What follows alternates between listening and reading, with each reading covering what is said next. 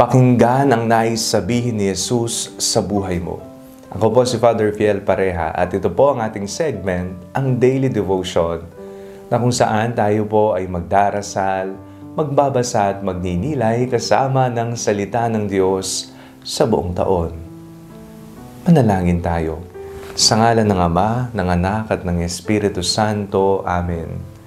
Halina, Banal na Espiritu, liwanagan mo ang aming puso at isip, nang maunawaan at maisabuhay namin ang iyong salita. Amen.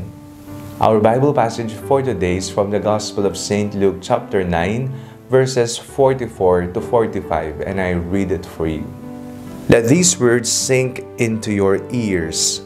The Son of Man is going to be betrayed into human hands. But they did not understand this saying. Its meaning was concealed from them, so that they could not perceive it, and they were afraid to ask him about this saying. May panahon ka pa bang makinig kay Jesus? Baka sabihin po natin, Father, napakabisi ko po, ang trabaho ko po'y magdamag, ako po ay nag-aalaga pa ng mga apo o ng mga anak, no? Napakarami pong gawain. Pero alam niyo po, ang Panginoon hindi busy sa atin, no? Ibig sabihin, laging may panahon para sa atin. Kasi mahal niya tayo. Mahal ka ni Jesus. Kaya naman, lagi siyang nandyan para sa iyo. Isipin po natin ito. Kung ang Diyos ay laging nasa atin, laging nariyan, nakahandang tumulong, gumabay, at ibigay ang lahat ng ating pangailangan, tayo kaya? May panahon kaya tayo para sa Kanya? Kahit man lamang magdasal ng ilang minuto, puminto at pagnilayan, ang sinasabi ni Jesus batay sa kasulatan.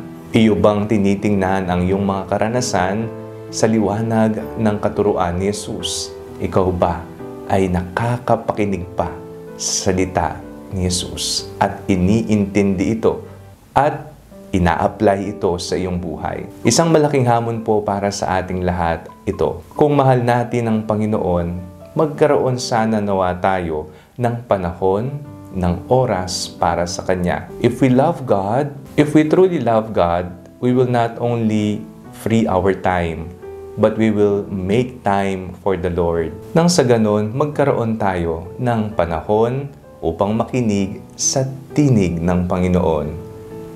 Manalangin tayo.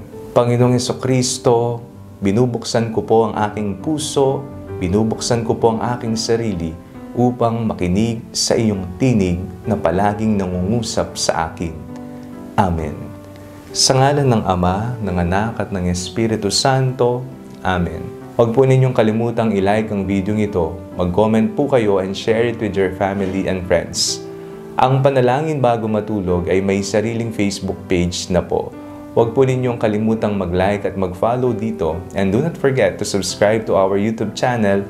I-click nyo lamang po ang link na nasa description ng video nito o kaya naman po just search Father Fiel Pareha. God bless you po.